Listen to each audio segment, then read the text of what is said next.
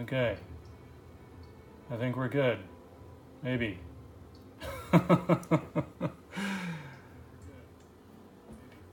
All right.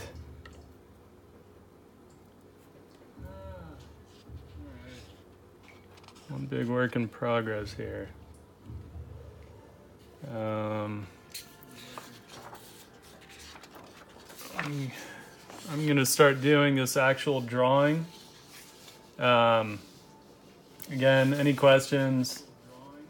Any issues? Looks like we're streaming at 720p this time. So that's pretty rad. That's better than Twitch. Their native app was giving me like 480 or something terrible.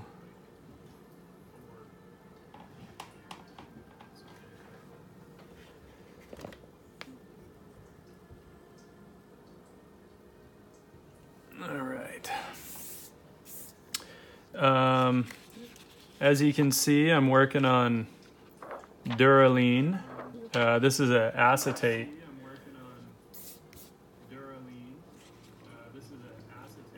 So it's not exactly a paper, but it's kind of made to replicate paper.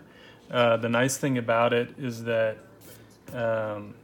because it's acetate, I can erase all I want and it's not going to get all messed up on me.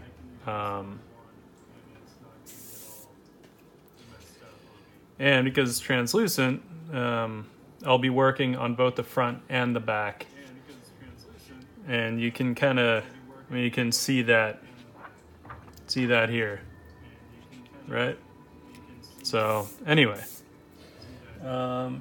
first thing is I'm actually gonna loosen or lighten up my rough here because I don't want it so dark. That'll be a little distracting and compete with my final drawing a little too much. Anyway, just a little bit, just knocking it back a little bit.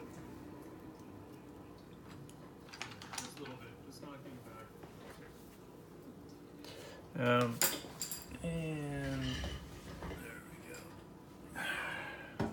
All right, so I'm gonna switch to a black Prismacolor here. Let's sharpen that.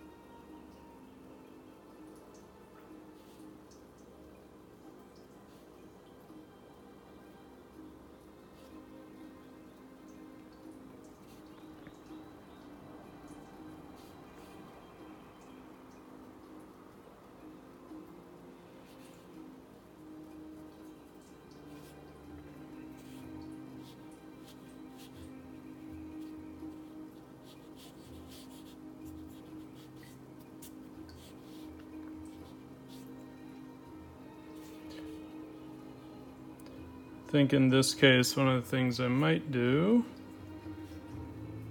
is actually start to establish the light source pretty quick here.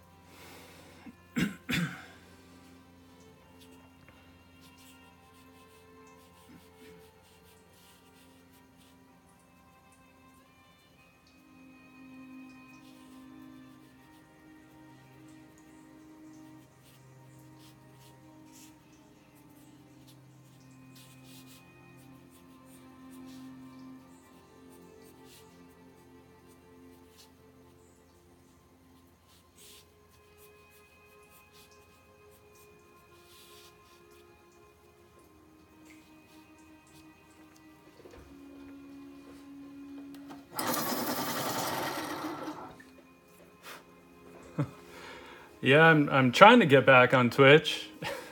Ran into some technical difficulties there. I'm trying to get back on Twitch. Ran into some technical difficulties there.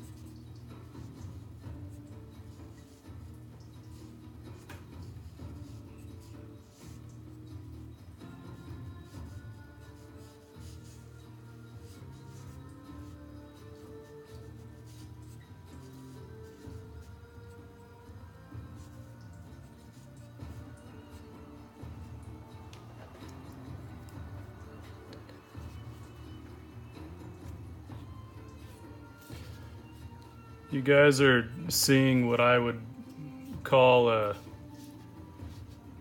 mediocre drawing day.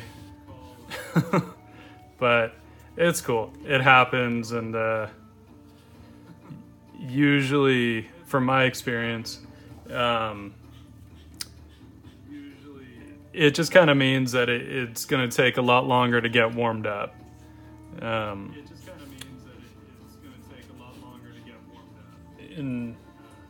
In my experience, you run into this, and I mean, being is how, you know, I draw for a living. I draw every day, pretty much.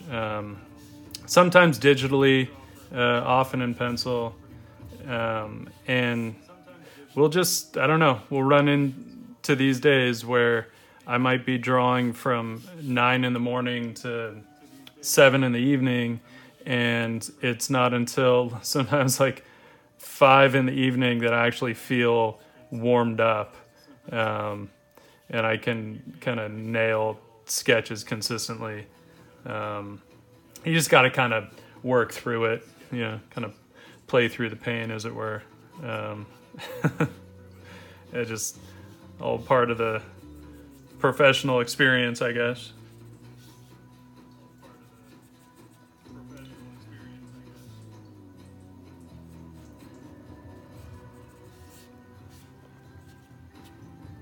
I think I'll get rid of this rough sketch.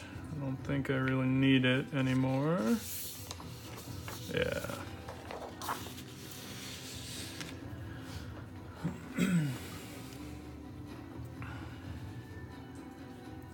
That rough was kind of distracting me under there.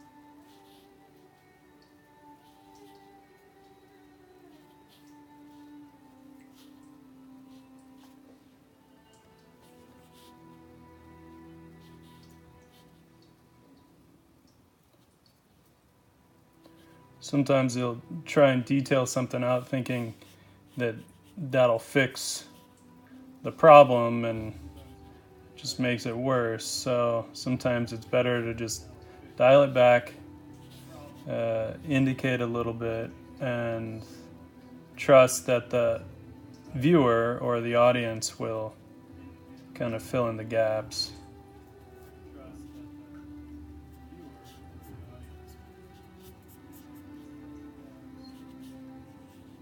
And also knowing where this will go ultimately once I start throwing some tone on it.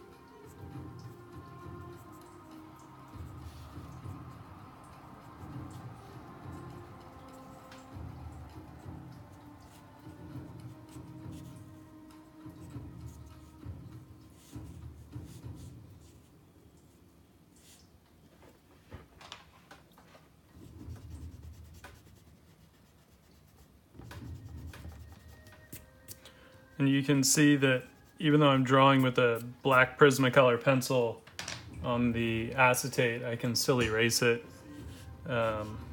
So it makes it very forgiving and allows you to get some nice dark lines where you want them. And it doesn't smear like graphite would.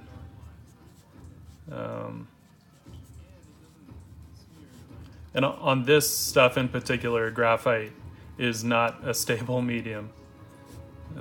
You could use it, but you'd have to be very, very careful.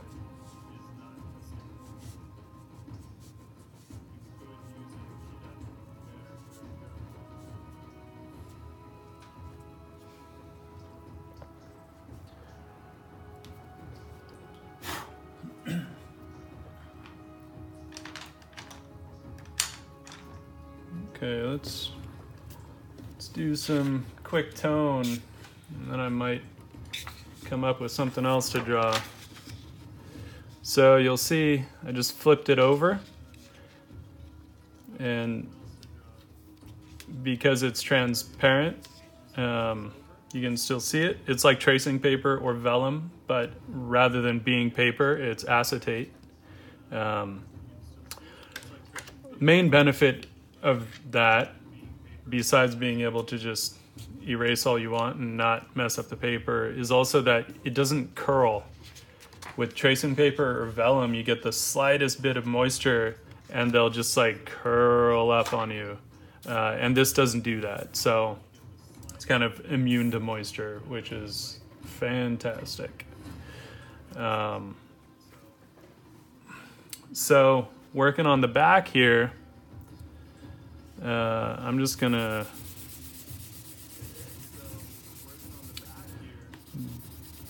lock in some tone.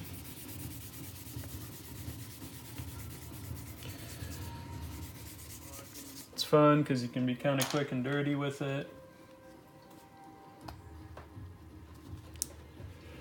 Then I'm gonna use some Gamsol, which is a natural mineral spirits. You can get it at any art store. It's used predominantly as a oil paint solvent. And I'll just squeeze some onto a shop towel, which has been well used, as you can see, but it's just one of those blue shop towels. And I'll just use it to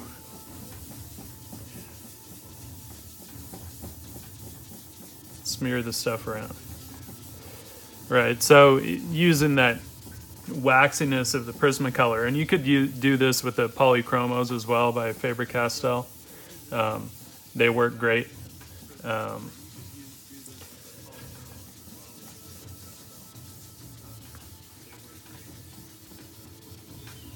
I would actually, because you can do this with color too if you want. I'm just going to kick this back a little bit more. And that's where actually Polychromos are better. Faber-Castell, their pencils tend to have a bit more, or they're more light fast than Prismacolors. Prismacolor is very light fast in the grays and blacks. And then they're darker earth tones. But if you want anything with like kind of high chroma, any of the brighter colors, Prismacolor is not very light fast at all. And that's where you're better off with the Polychromos.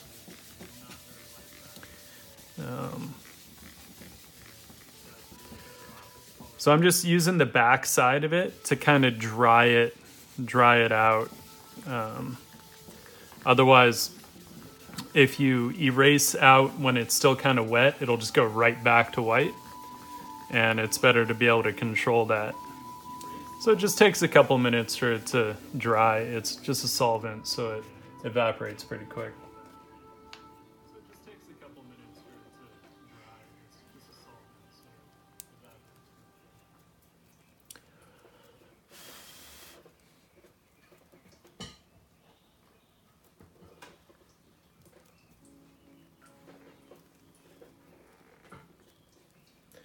And just using a kneaded eraser here. I'm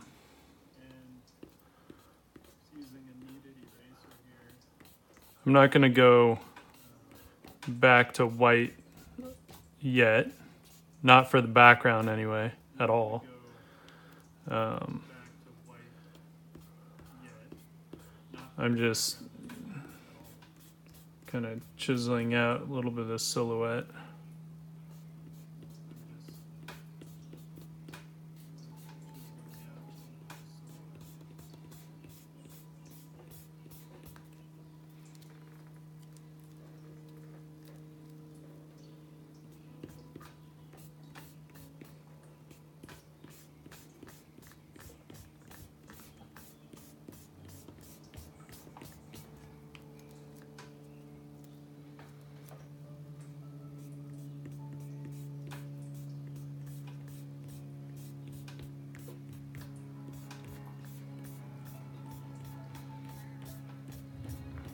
And the pencil I used on the back here was actually a 90% cool gray. It wasn't black. And the reason I tend to do that is just because I want the black to be the darkest thing, right? It allows me to kind of control my values and control those dark accents where I want them. Though I will reinforce those on the back here. Where I want.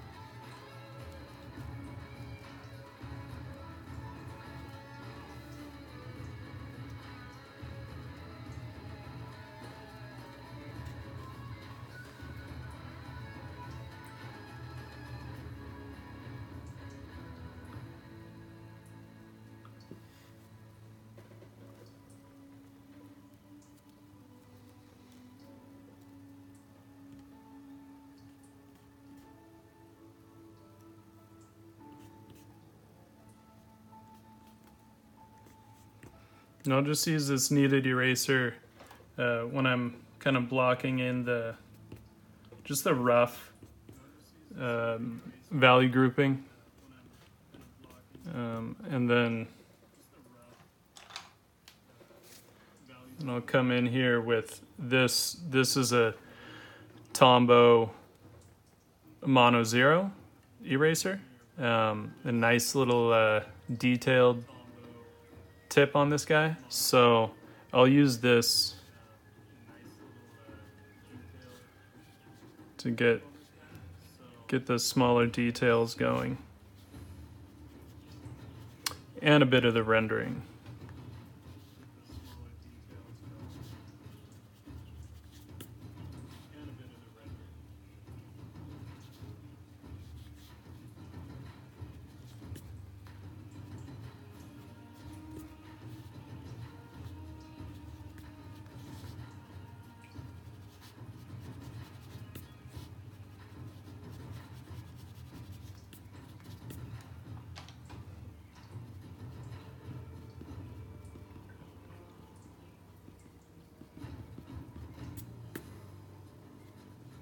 The kneaded eraser, it's a little harder to go all the way back to white because it's so soft.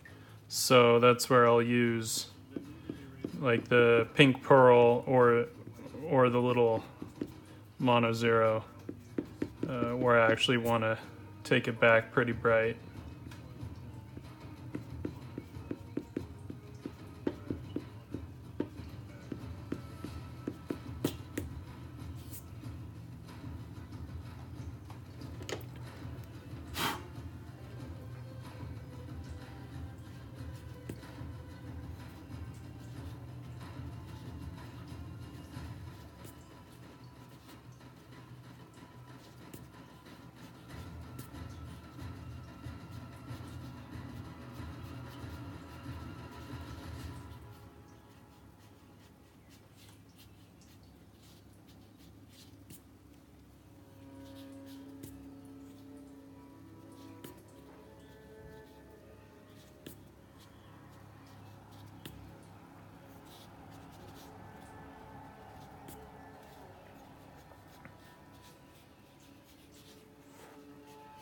And just for the hell of it, we'll get some rim light in there.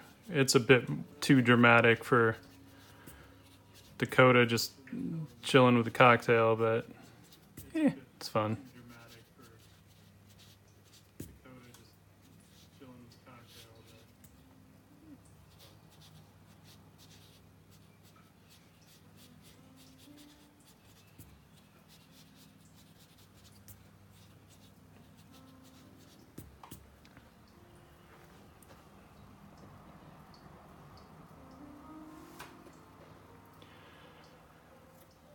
Yeah, I'm trying to, or at least I'm going to make an effort to kind of get back to doing some stuff on Twitch. So thank you for following me on Instagram.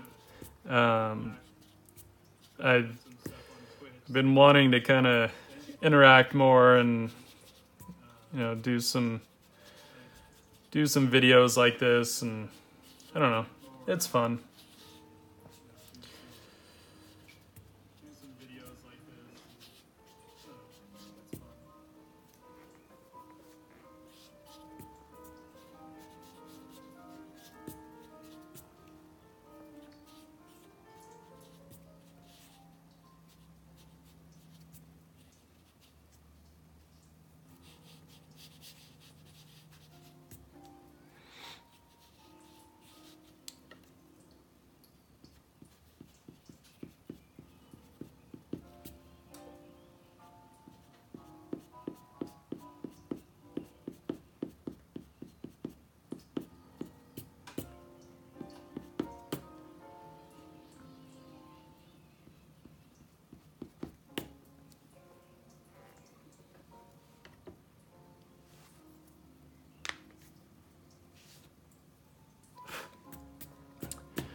Thank you.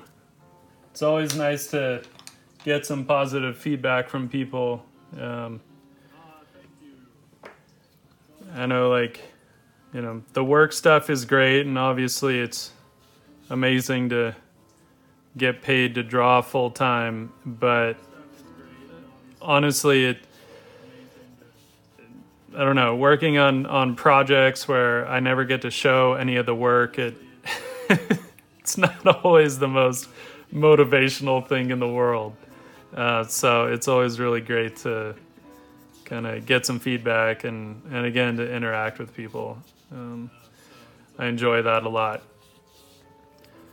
Part of me kind of misses teaching, but at the same time, I had to drive really far to do that. That wasn't fun.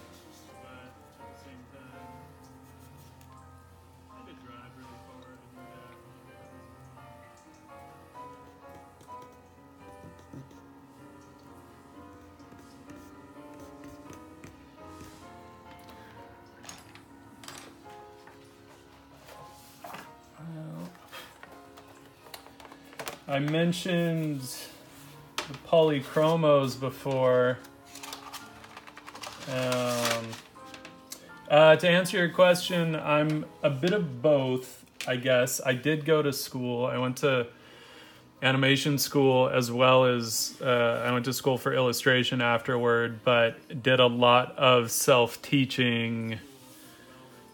But I can't claim being self-taught because there were a lot of amazing teachers in there too. So I mentioned the Polychromos before. These guys. I'm just going to add some hits of color just to pop some stuff out. So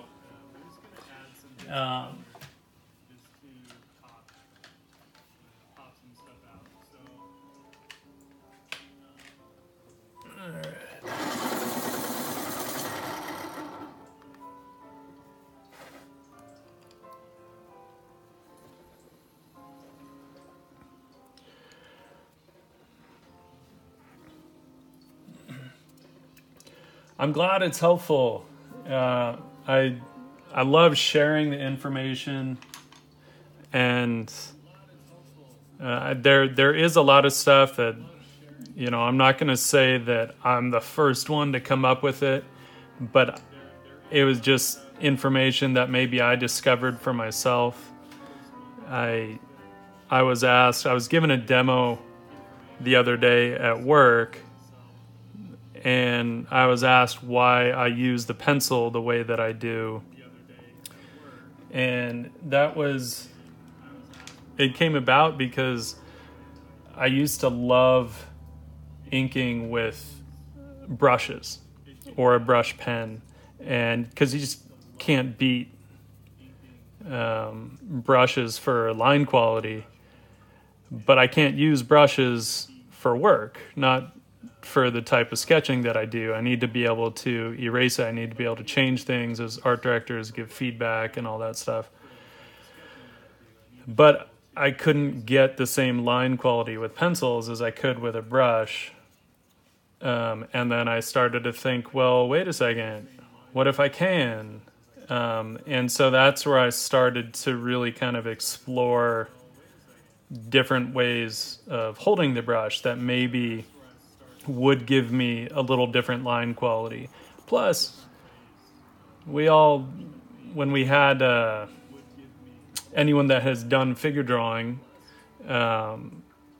is used to holding the charcoal pencil like this. It's kind of how we all learn to do figure drawing, and for whatever reason, when we go back to our personal work, then all of a sudden we hold it like this and we stiffen up. And so I started mostly just wanting to push myself to kind of take all that beautiful stuff we learn in figure drawing and apply it to all my drawing, whether I'm drawing out of my head or from life.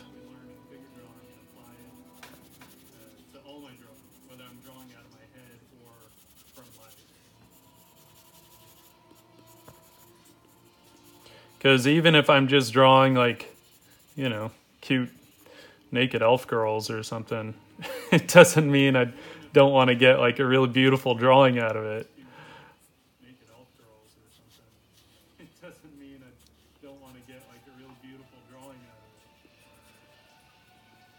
I feel like no matter what we're drawing, we should always try and get something beautiful out of it. Otherwise, what's the point, right?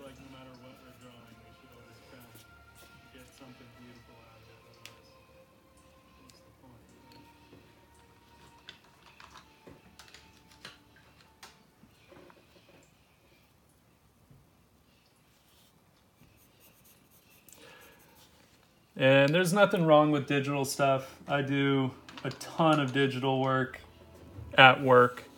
I mean, the Justice League IMAX poster I did was all digital. Now I got to use my traditional know-how in that, you know, I still drew it and inked it on the computer, but really treated it like I was doing actual inks. I just didn't have the time to risk messing up because it was super quick turnaround. But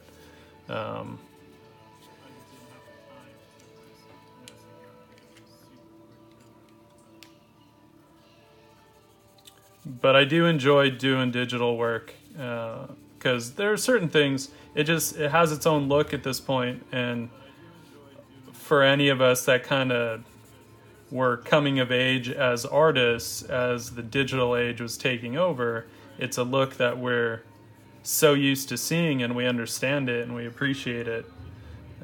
So it ain't going away. And I wouldn't want it to. There's certain things that I actually prefer doing digitally because there's kind of a predictable end result that I can get to, right?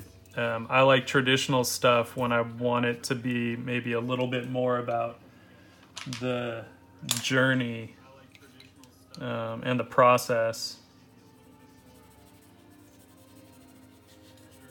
So I'm kind of reinforcing some of these darks here. It's you'll see once I flip it back over, this stuff maybe will make a little more sense.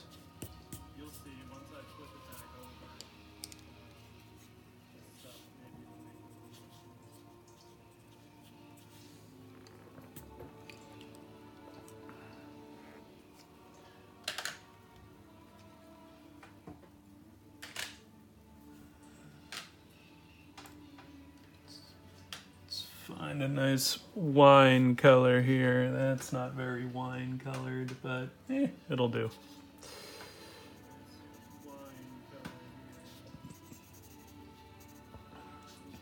That's maybe a little too rusty.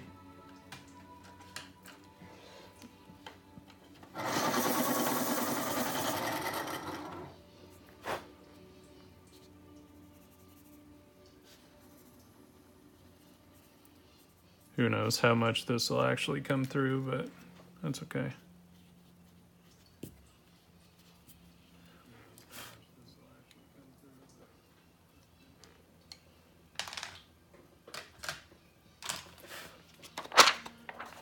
Let's see.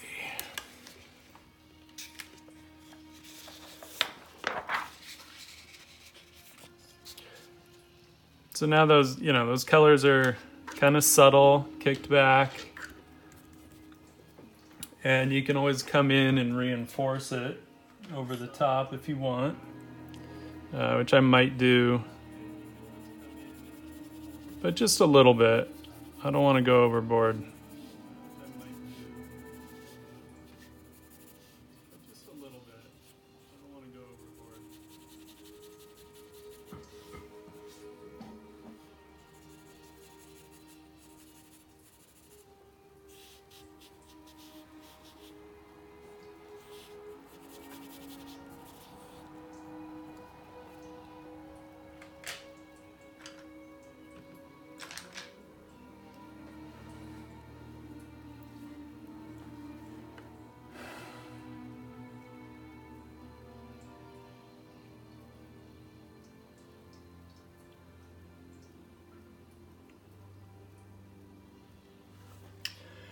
Yeah, that's a tough one. I know people that will kind of struggle with that, and it depends on if your natural inclination is something more stylized, it can be a tough one to battle against. But if it's just drawing without reference, that really takes practice. I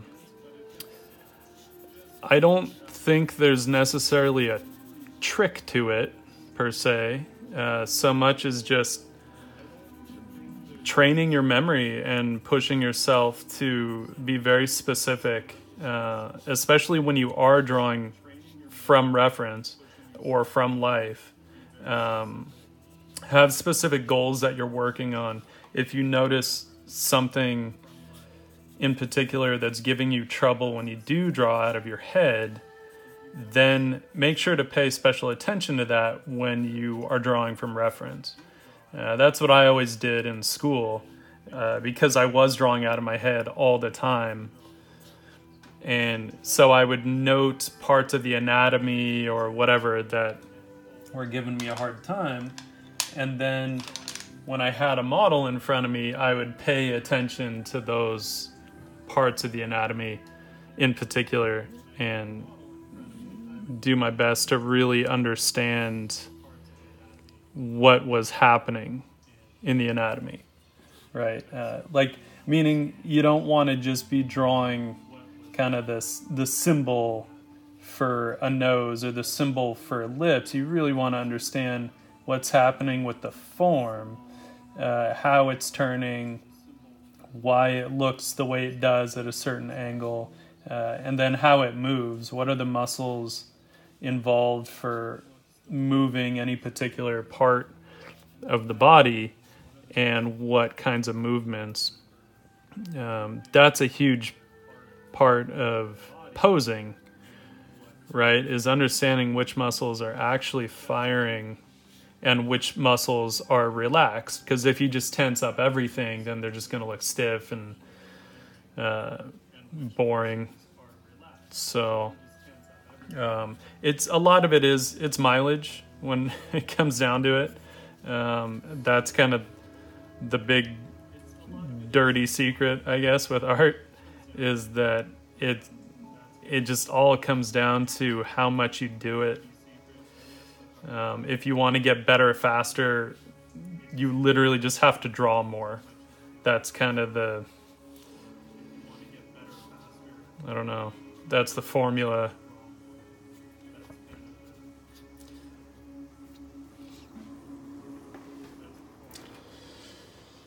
How long have I been at it? I've been wanting to do it professionally. I guess I started taking it seriously in junior college, and that was back in 1998. So I've been art focused for a while. It wasn't until 2000 when I went to animation school that I really kind of started to take it seriously, and had some people that could give me advice on actually how to do this stuff professionally. But in animation school, I just kind of made a deal with myself that no matter what, I was going to draw 8 hours a day. So even though I was in class for, from 9 a.m. to 6 p.m. every day, I still drew from like 7 to 3, I guess. Is that 8 hours? That's 8 hours. Yeah, 7 p.m. to 3 a.m. But I was young enough that 4.5 hours of sleep was enough. I was like 20. I can't do that now.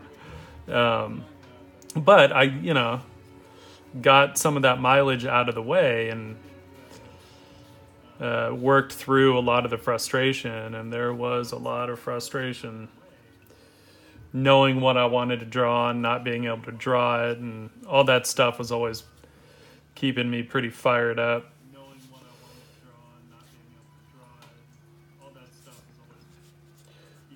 Professionally, I've been doing stuff since, I guess, 2003, end of 2003, because I started freelancing when I was in illustration school, but then I graduated there. I was 27 when I finished that, so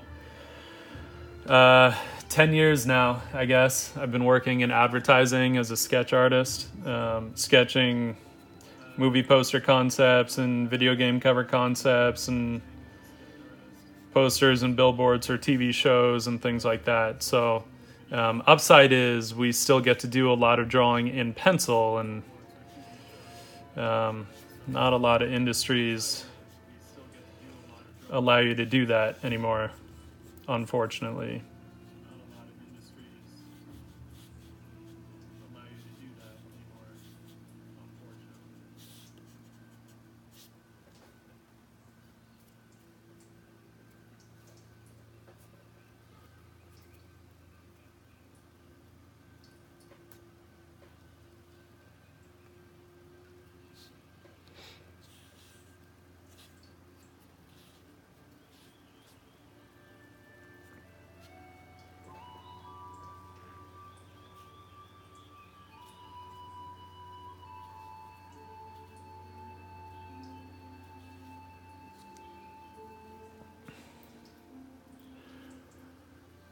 I do, I guess, take it pretty seriously. I bet some might argue that I'm borderline obsessed with drawing.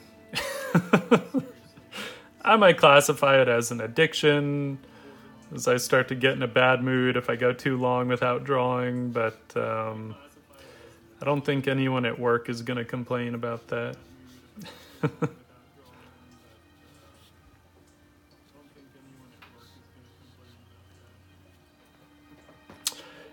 In terms of character design and clothing, honestly, it was kind of random. Not random per se, but it was in animation school, and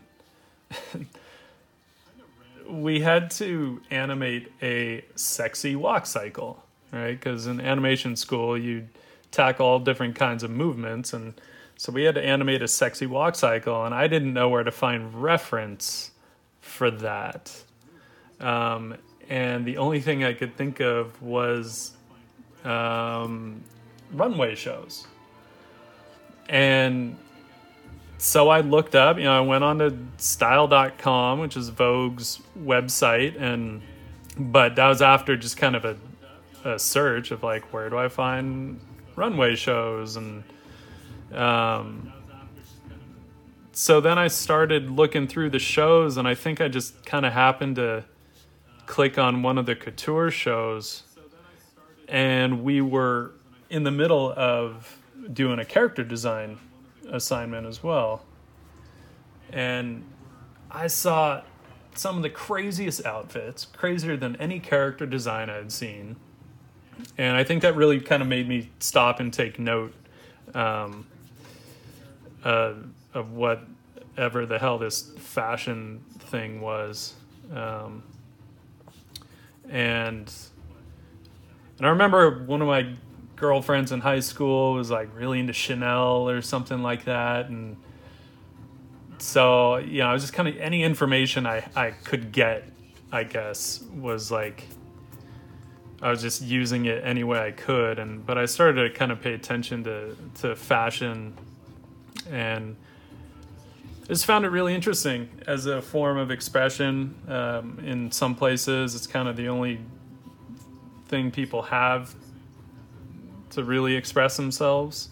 And I think it's interesting how it affects the way that people perceive each other. But honestly, I don't know if it's something I would necessarily recommend if you're interested in character design. It's gotten me into trouble in the past in terms of just people not really understanding where I was coming from with it, and sometimes some of the stuff might be too fashion forward and weirds people out. And so I don't know, I like it, but I can't say like, oh, this is what everyone should do.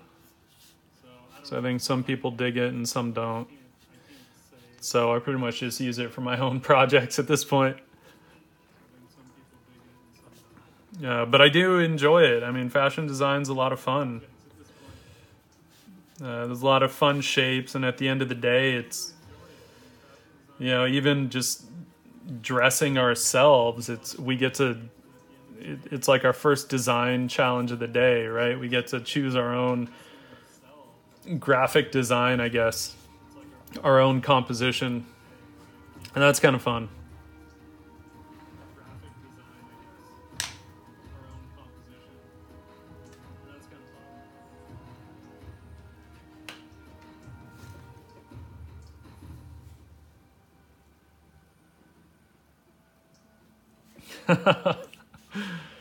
Yeah, no, people don't get mad when I do this stuff on my characters. It's when I've done character design for other people that they sometimes, you know, will butt heads a little bit. You know, I have issues sometimes when you're dealing with a sci-fi project and it's nothing but robes. I just, you look at the way clothing is going and has gone, and it just gets more and more designed. You know, it works in Star Wars simply because Lucas like covered his ass and, you know, said a long time ago in a galaxy far, far away. So he turned it into a fantasy, so we could do the robes and the swords and sorcery and monsters and all that stuff, and it's awesome.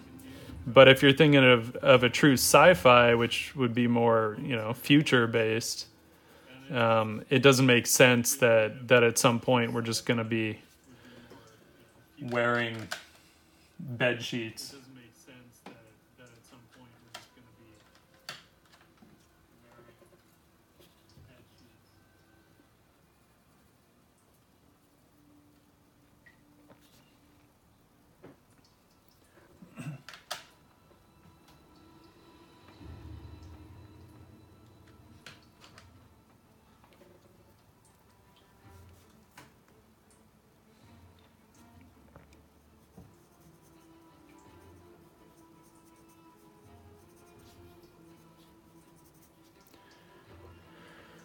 Alright, I'm kind of just noodling this one at this point.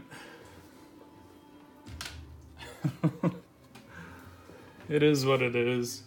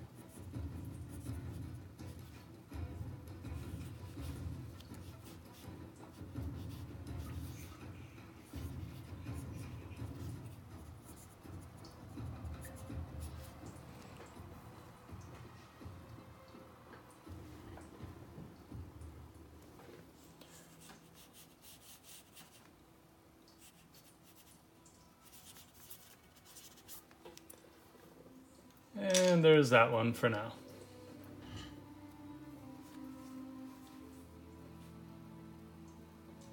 Well, I'm glad you like her. She's a pretty fun character to work with. Working on actually writing some stories around her and her world. But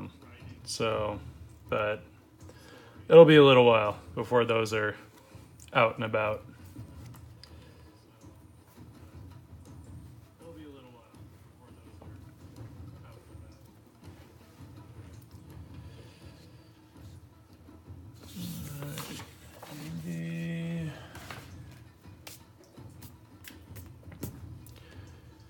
We'll do one more drawing real quick before I have to call it a day.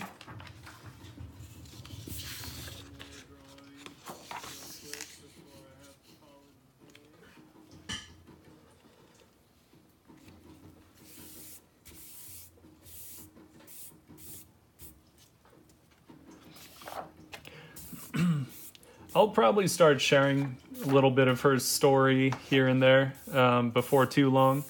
I just need to get it to a certain point before that.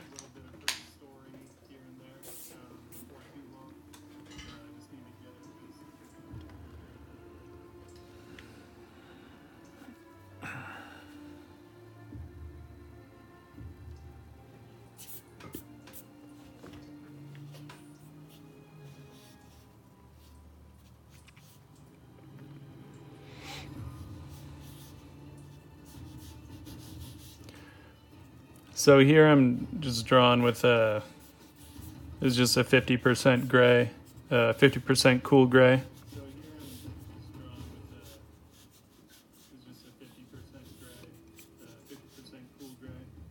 Which you totally can't really see.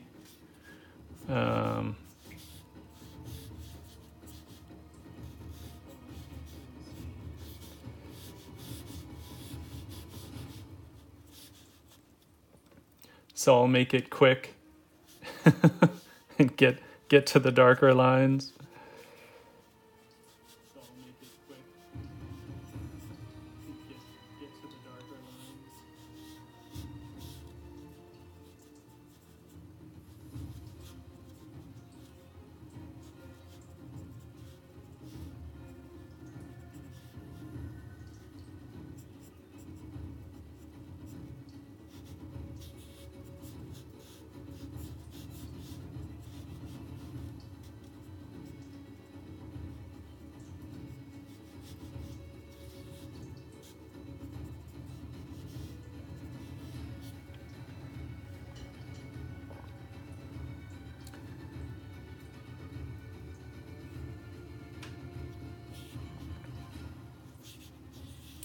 Yeah, the gray it's really just for a loose block in. And as long as you don't as long as you don't press too hard with it, it won't show up at all in the final piece, which is really nice.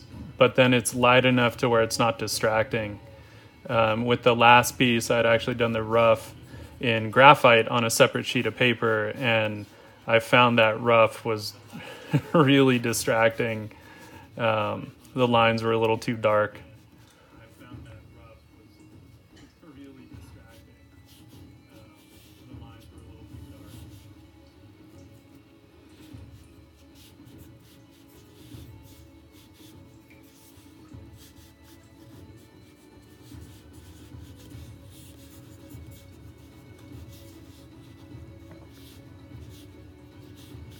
In terms of like non-humanoid races,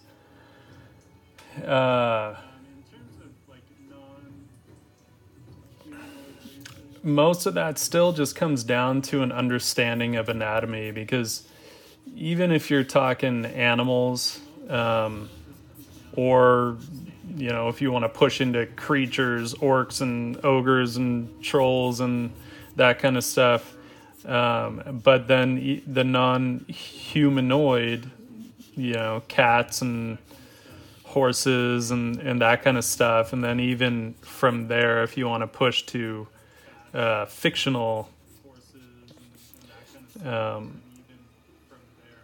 drawings and creatures, then the anatomy is still quite similar. I'm just gonna get the camera closer.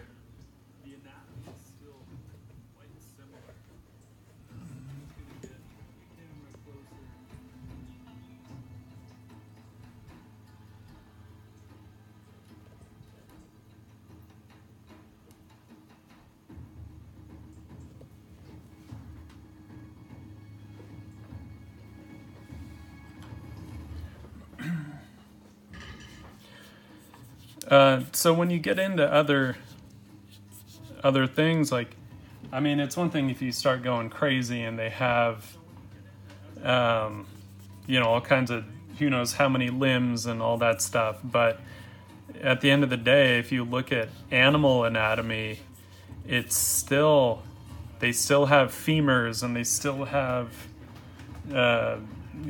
ribs and scapula and all that stuff. So it's the same anatomy, it's just different proportions, and slightly different purpose.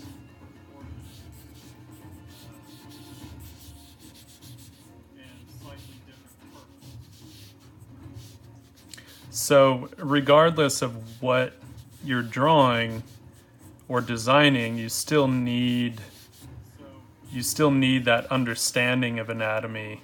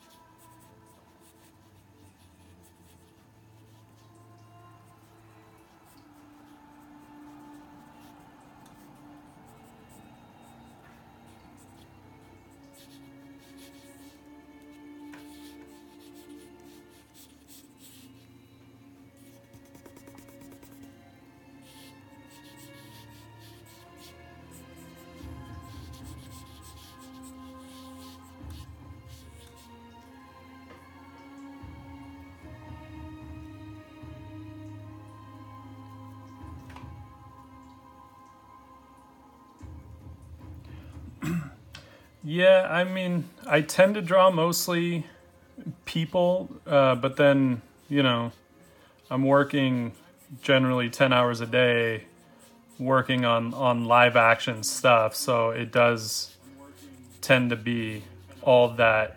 But I've always loved drawing animals too. I love, in fact, I'm debating if I want to put something in this one with her. I might, but I don't know what.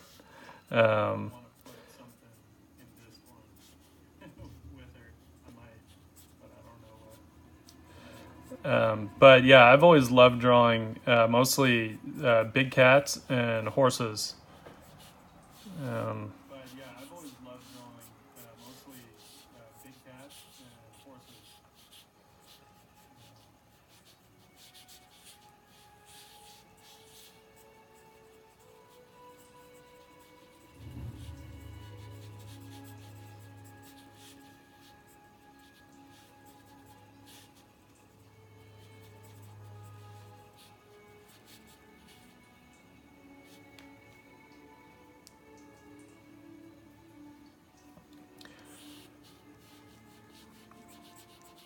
Yeah, I would say having the tendency toward drawing people definitely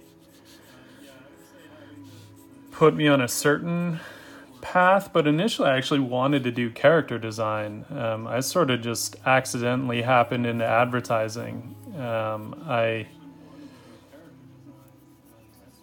I really love drawing on paper, and honestly, by the time I was getting out of school, that kind of just wasn't happening much in the character design world anymore, and which of course still makes me very sad. But yeah, because the Art of Star Wars Episode 1, all Ian McCaig's work was just insanely inspiring when that came out. And, that was at the time that I was at animation school. And it's like, oh my God, that's what I want to do. So I was focused on that for a long time. Thus, I was very focused on people, or even if they were creatures, they were still very humanoid.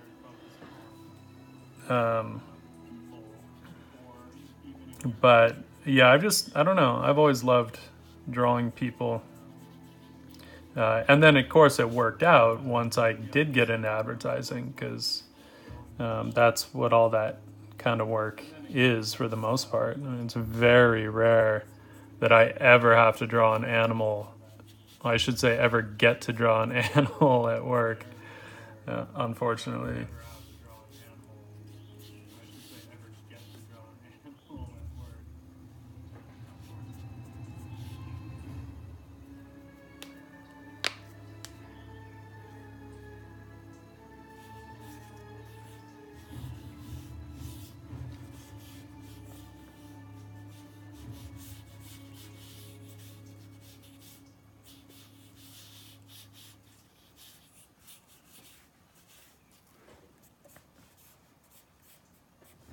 So maybe we'll give her a dragon.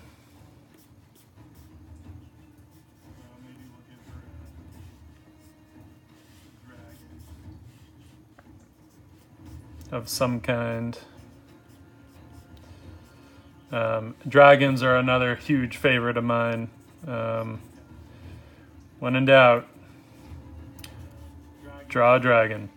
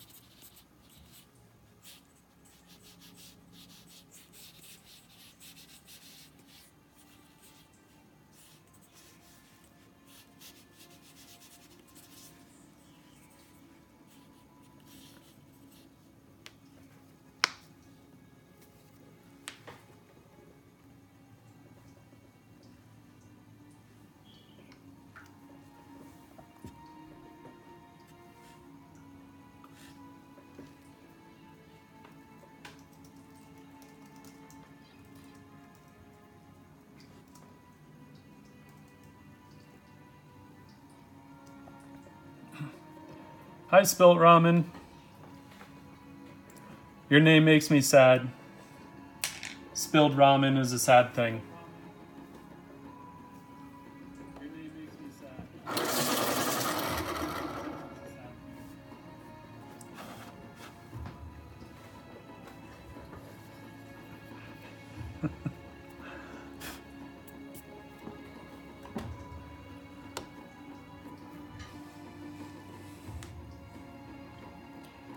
Ah, Naruto would be so disappointed.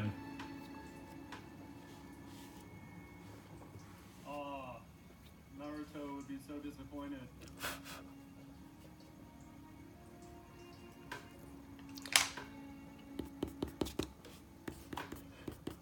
just lightening up this rough here so I can do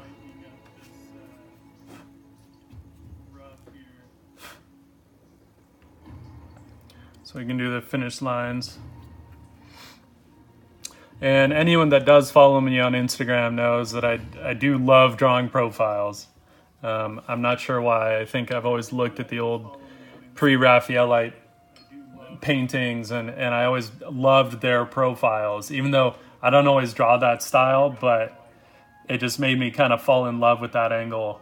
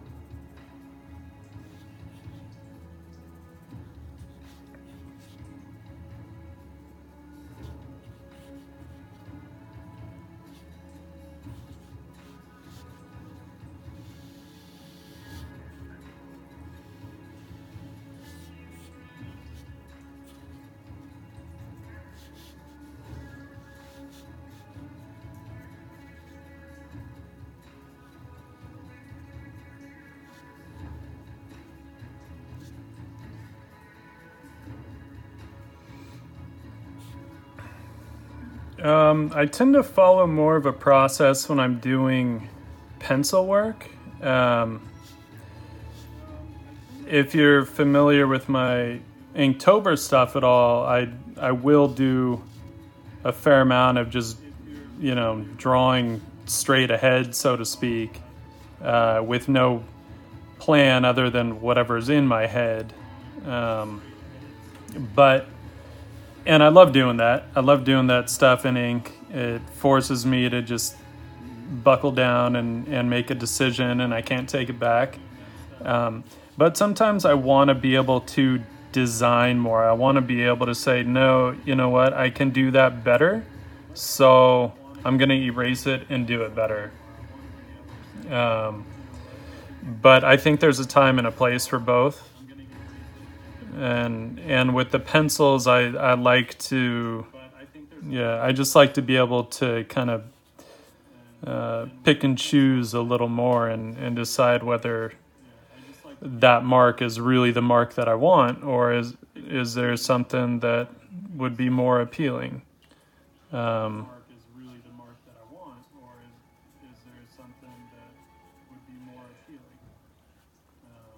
So I do a bit of both.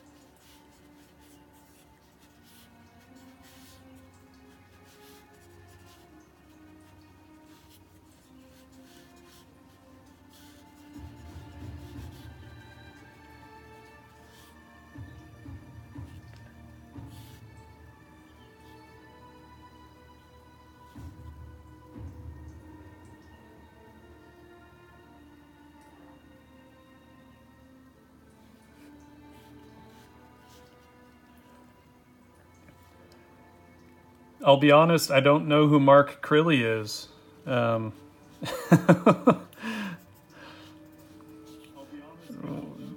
of the fun things with social media is that we get to discover all kinds of people we didn't know existed. Or maybe I do know, I just don't know his name. Maybe I totally know his work. I'd have to see it.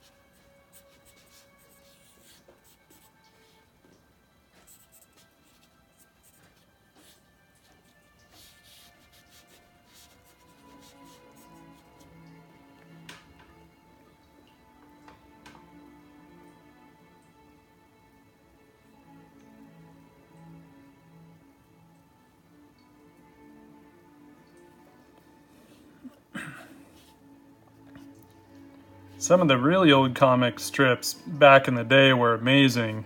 If you look at all the Hal Foster stuff, the old Prince Valiant comics, that guy was an amazing draftsman with a killer sense of detail.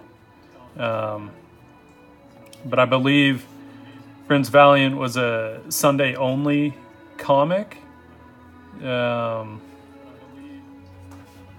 So he'd spend all week on one strip. but it would be amazing. And he wouldn't draw any location that he hadn't been to, so he was traveling all the time and taking pictures, and so you can imagine the credibility and the detail in his pieces.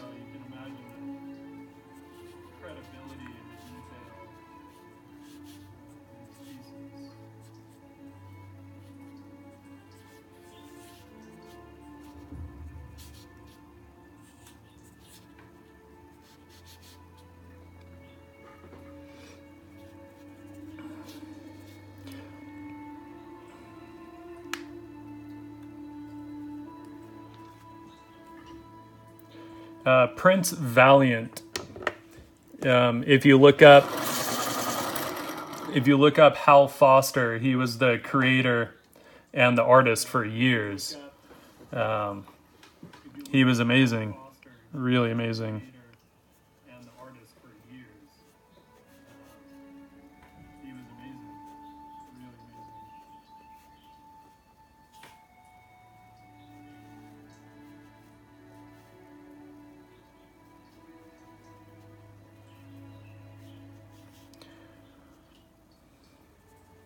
And yeah, I actually had to work for a long time to get the kind of anime look out of my work. And like you say, there's nothing wrong with it. There's still a lot of design aesthetics, I think, that have stuck around in my work, but I'm totally okay with it because, I mean, I would say not a lot of people character design like they do, and it's really amazing stuff. I love it. A good anime, I think, is so awesome. There's nothing quite like it. But when it does get to that point where they just kind of use it as a crutch instead of really learning to do stuff properly before they stylize it, I think that's when they run into trouble.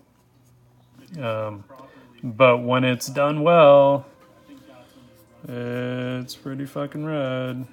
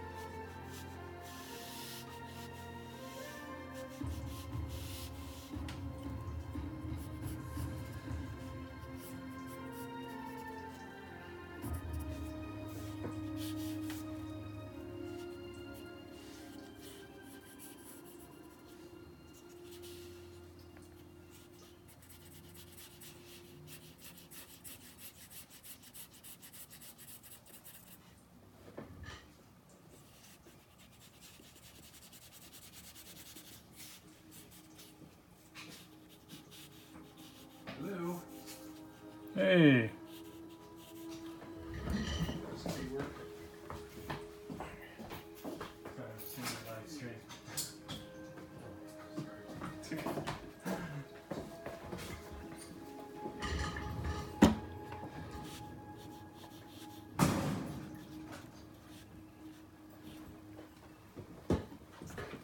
My brother's here. Say hi to my brother, everyone.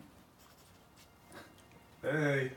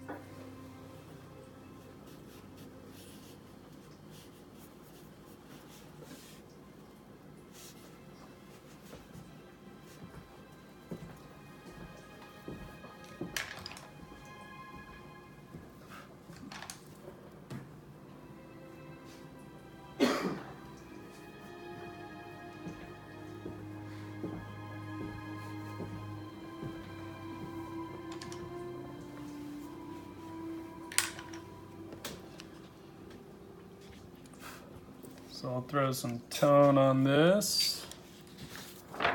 Have some fun with the lighting.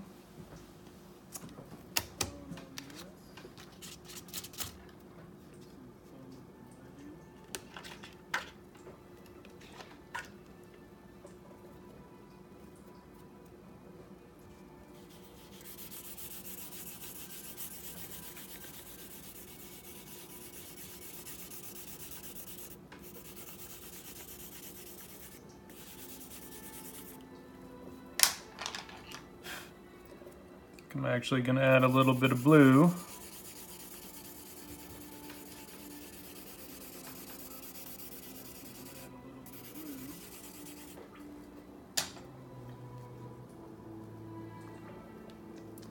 Then once again, for those of us, or for those of you who came in later, using Gamsol on just a shop towel, and it's just a natural mineral spirit that you can get in any art store. I just use it to smear around and basically melt the wax of the colored pencil.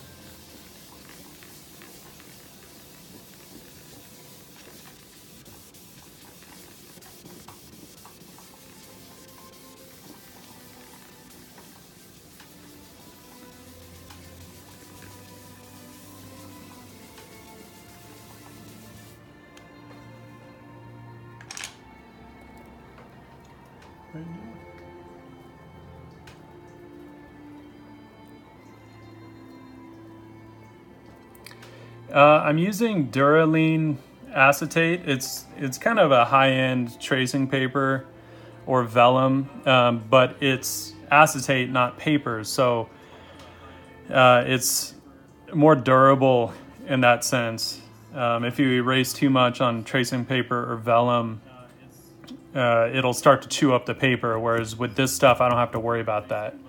But it is also a bit more expensive, so you know, there's that. But it is also a bit more expensive.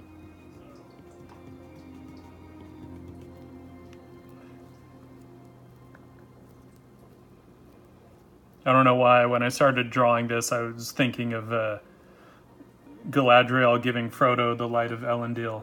So I was like, glowing bottle would be a nice light source to play with.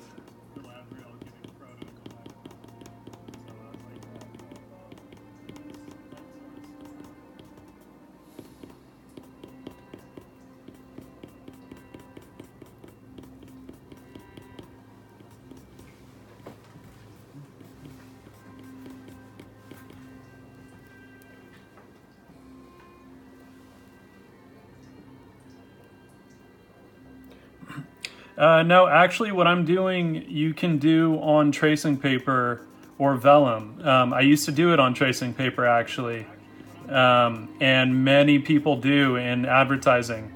Most people still work on tracing paper. I just tend to draw either a little smaller or maybe a little more detailed, so I like how smooth Dura-lene is. And tracing paper, I couldn't quite get the details I wanted. But you can do this technique with that as well. And it is cheaper, so a lot more affordable, more wallet friendly.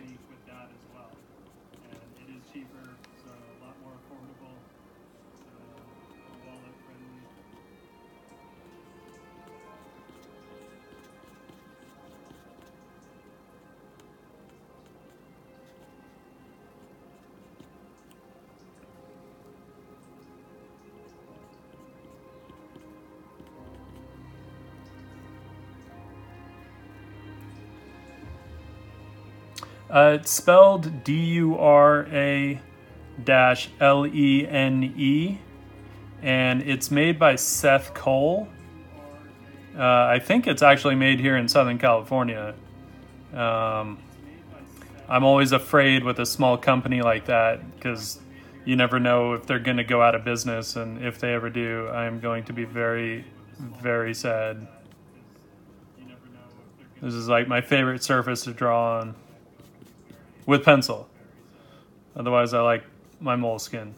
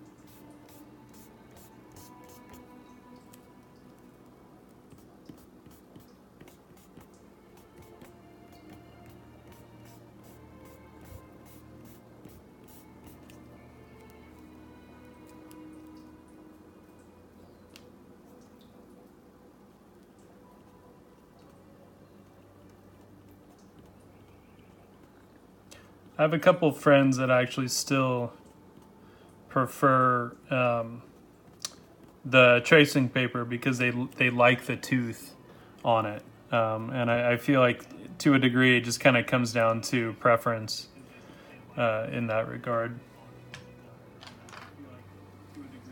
I just happen to not like a lot of tooth on the paper.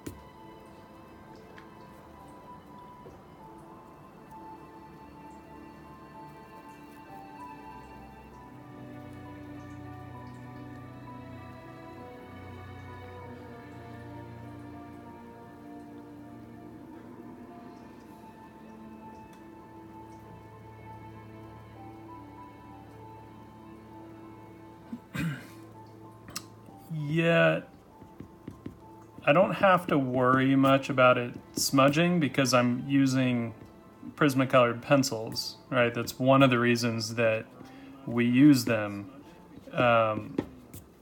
is because they don't smear like graphite. Graphite on this would go all over the place, even more so than regular paper. It's really unstable on Dura-lene.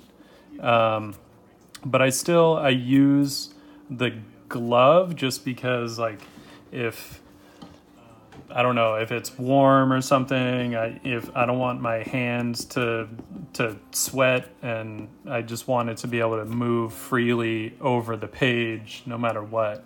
So that's really why I use it. I don't have to worry much about smudging this stuff.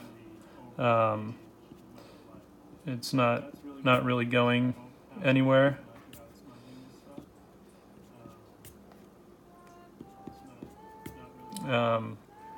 But I used to draw all the time as graphite on LaserJet paper. That was my go-to, and yeah, I always had to be very careful.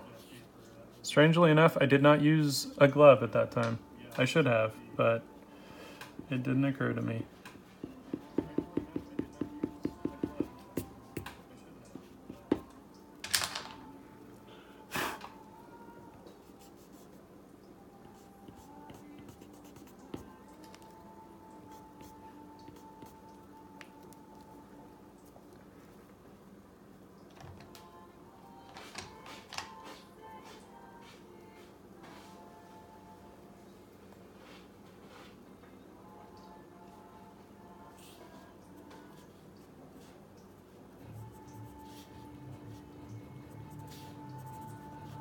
Here I'm just knocking in some accented darks just to reinforce them when I go back to the front side.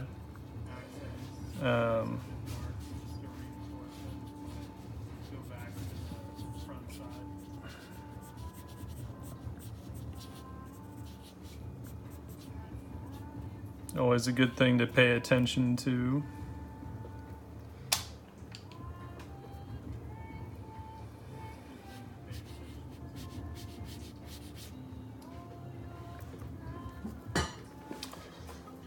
I'm kind of wanting to go a little J.J. Abrams on this and give it a nice lens flare.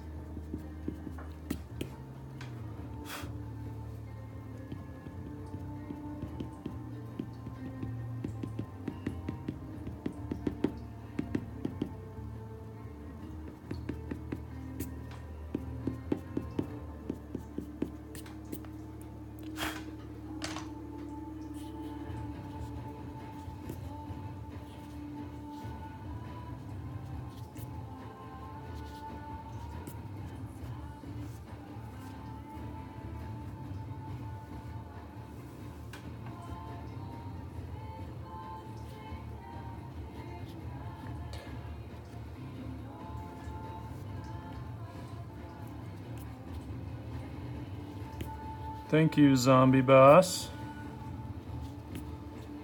Yeah, there's a lot of trial and error in terms of finding the right erasers to do what I wanted them to do. Some years back, the lead sketch artist at a different agency had kind of shown me this technique, but they were using very few tools to do it, and so I started wanting to kind of do more and more and push it, and had to look, see what else was out there. Definitely went through a lot of different erasers. some of them just take it all back to white like way too fast and don't give me any finesse. Others don't do enough. So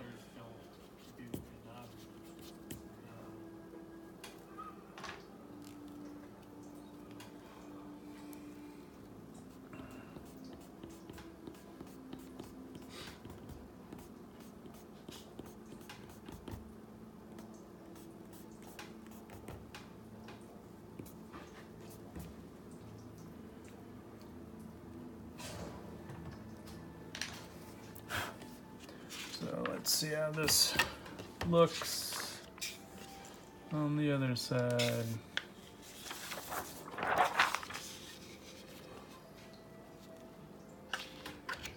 So here we are on the front. Blow out that flare a little more.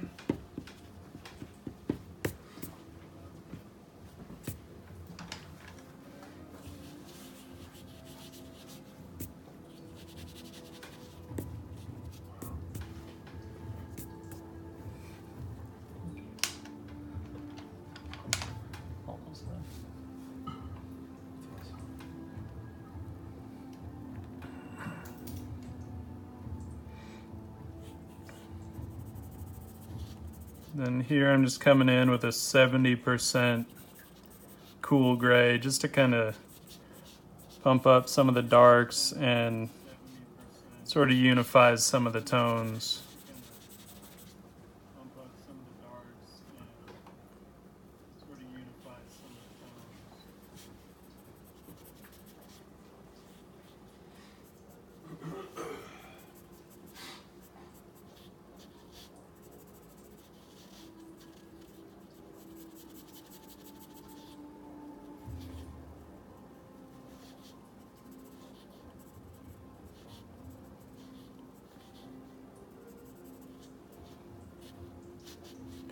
Kind of a spur of the moment decision to do the dramatic uplight, so I didn't have the core shadows in there at the time.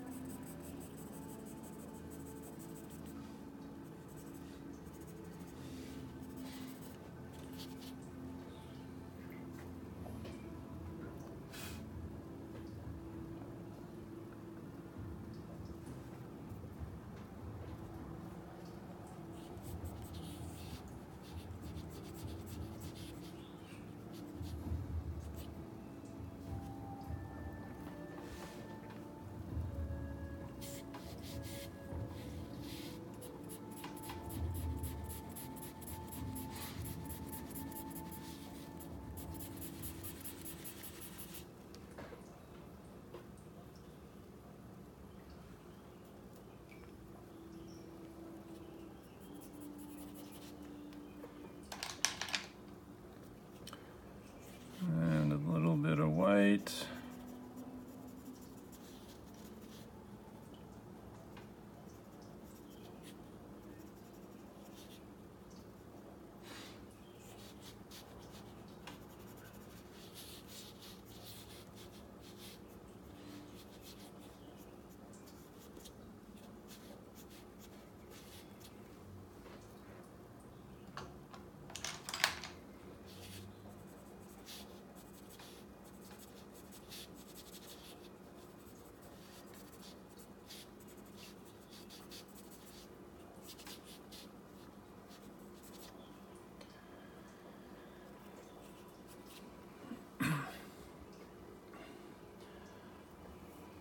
All right, I'm gonna call that one done. This particular sketch is not for anything. This was just a random one. I did one of another of a character of mine that is for a story earlier. This one here. But because it took me a whole lot longer to get warmed up than I thought, I figured I'd do another one. So, yeah. But this one was just, yeah, chance to draw an elf girl and a dragon. Totally random.